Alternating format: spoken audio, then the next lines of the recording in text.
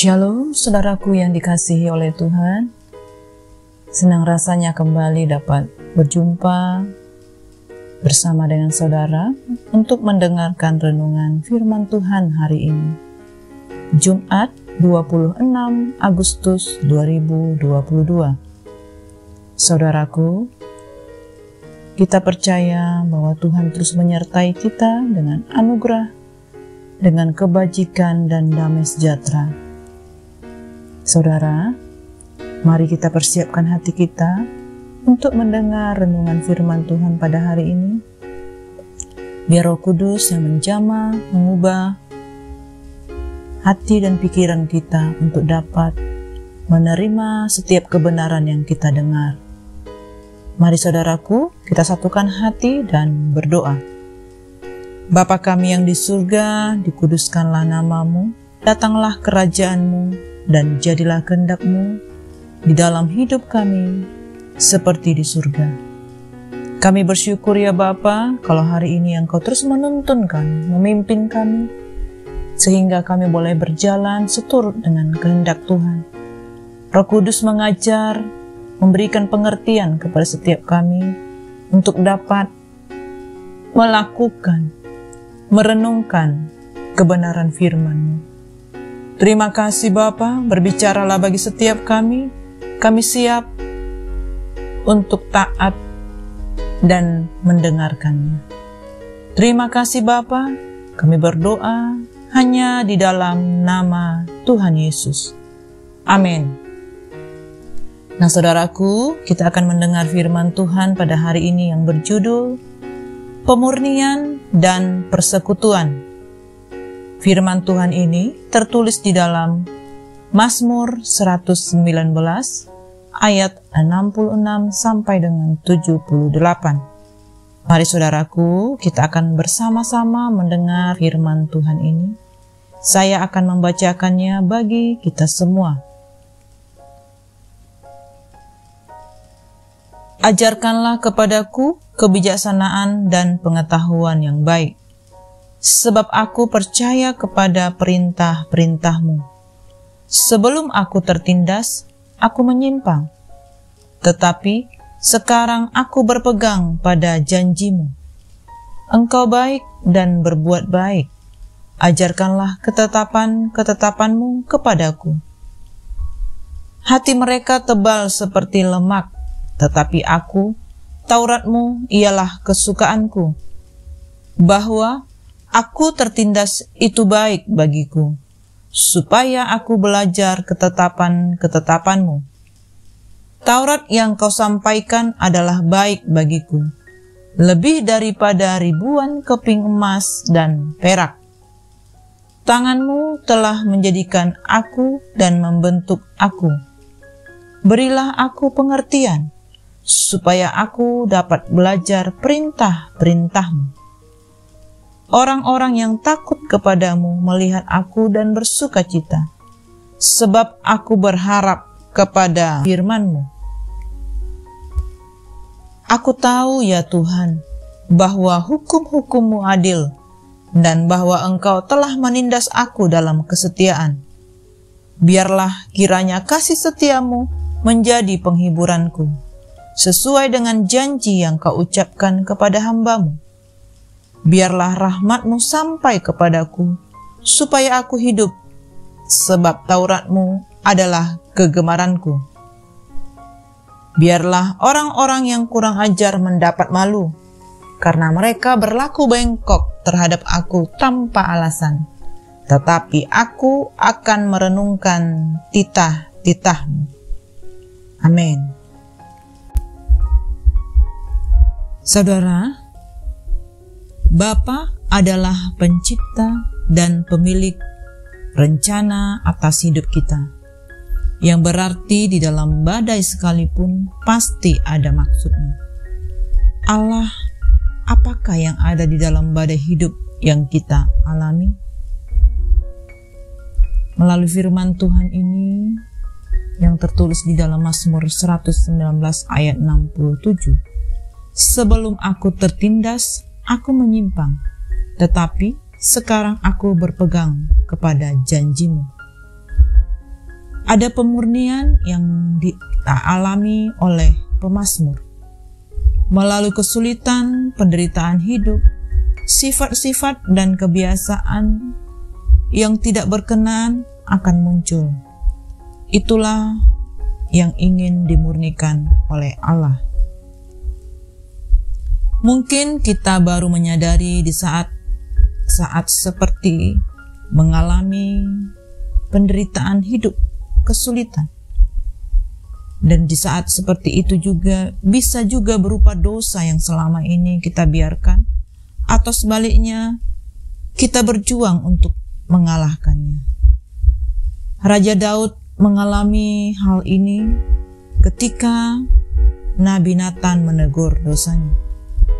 Dan setelah itu Daud berkata, "Sebelum aku tertindas, aku menyimpang. Tetapi sekarang aku berpegang kepada janji-Mu."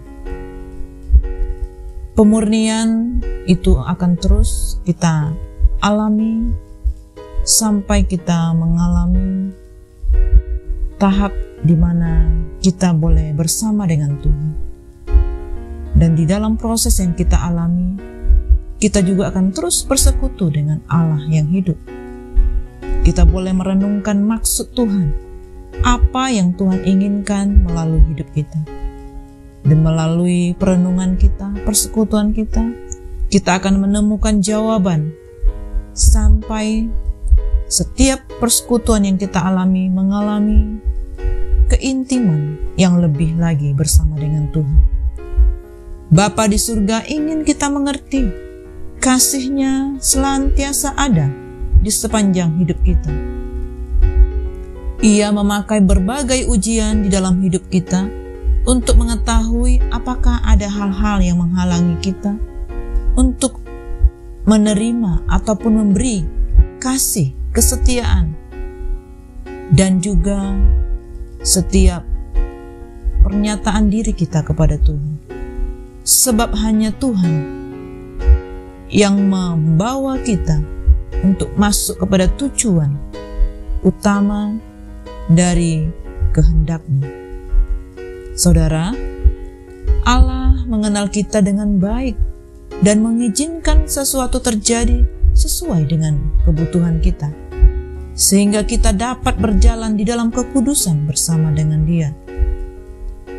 Apakah sekarang ini kita sedang mengalami badai hidup? Mari pandang kepada Bapa di surga dan percayalah kepada rancangan yang indah. Keadaan tertindas tidak selamanya buruk, tetapi bisa membawa kebaikan bagi setiap kita.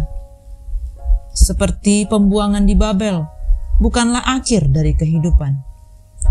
Keadaan umat Allah yang tertindas termasuk pemazmur, dan ia menanggapi secara positif setiap peristiwa penderitaan, hal-hal yang dialaminya. Saudara, banyak orang-orang yang meninggalkan Tuhan dan tidak lagi berpegang kepada Taurat Tuhan. Pemazmur dan orang-orang yang sepaham dengannya mempunyai keyakinan bahwa penindasan yang mereka alami mengandung hikmat, kebaikan, dan kesetiaan Allah. Bagi pemazmur, keadaan tertindas itu baik karena diciptakan Tuhan di dalam kesetiaan, yang artinya keadaan tertindas itu justru menunjuk kepada kasih setia Tuhan yang menuntun seseorang untuk mau memahami kebenaran firman Tuhan serta berpegang kepada janji Tuhan. Keadaan tertindas itu jauh lebih baik daripada emas dan perak, karena emas dan perak seringkali tidak hanya membuat seseorang kehilangan kesempatan untuk merasakan, menikmati, dan mengalami kebaikan Taurat, tetapi bisa membuat umat Allah menyimpang dan tidak mengalami kebaikan dari firman Tuhan. Saudaraku, banyak ketetapan dan hukum Taurat yang secara konkret berbicara tentang kebaikan, keadilan, dan kebenaran. Karena itu, walaupun pemazmur menggunakan bahasa liturgis, tetapi apa yang ia katakan merupakan refleksi dari berbagai ketetapan, peraturan, dan hukum yang konkret serta praktis. Saudara, penderitaan bisa disebabkan oleh karena keadaan, perbuatan orang lain, ataupun kesalahan diri sendiri. Oleh sebab itu, baiklah kita senantiasa mengintrospeksi diri kita. Kalau hal itu disebabkan oleh kesalahan sendiri, baiklah kita mengaku dosa kita dan memperbaharui diri kita di hadapan Tuhan. Dan jika bukan karena kesalahan kita, baiklah kita menghadapinya dengan iman yang teguh dan penuh ucapan syukur. Saudaraku, beberapa manfaat penderitaan adalah untuk menghargai kehadiran Allah, kesetiaan dan kebenarannya. Penderitaan dapat mendorong kita untuk terus membaca, meneliti, merenungkan, bahkan menaati firman-Nya. Orang-orang yang pernah menderita akan menyaksikan bahwa di dalam berbagai macam kesulitan akan membawa mereka semakin dekat dengan Tuhan. Memang, kita semua tidak menginginkan adanya penderitaan, tetapi dengan sikap ataupun respon yang benar, kita dapat memanfaatkannya dan akhirnya kebenaran, damai sejahtera, dan kemenangan akan kita alami. Amin. Demikianlah saudaraku, renungan firman Tuhan yang dapat kita dengar pada hari ini. Mari kita boleh lebih lagi bersyukur kepada Tuhan, karena Ia masih memelihara hidup kita sampai hari ini. Dan setiap kesulitan, persoalan hidup, itu membawa kita semakin murni, tulus untuk mengikut Tuhan. Nah saudaraku, mari kita tutup di dalam doa. Bapa kami yang sungguh baik, kami bersyukur buat firman-Mu yang sudah kami dengar. Firman-Mu meneguhkan, memurnikan, menguatkan, bahkan mengubah paradigma kami. Biarlah Engkau senantiasa bersama-sama dengan kami, menyertai kami itu di dalam setiap kesulitan hidup kami. Kami mau terus bersekutu dengan Tuhan. Kami mau semakin intim dengan Engkau. Terima kasih Bapa. Kami serahkan kehidupan kami sepanjang hari ini, aktivitas kami. Biarlah Tuhan yang menyertai, memimpin hidup kami. Terpujilah nama-Mu. Hanya di dalam nama Tuhan Yesus kami berdoa dan bersyukur. Amin. Semangat pagi dan semangat beraktivitas saudaraku. Have a great day and God bless you all.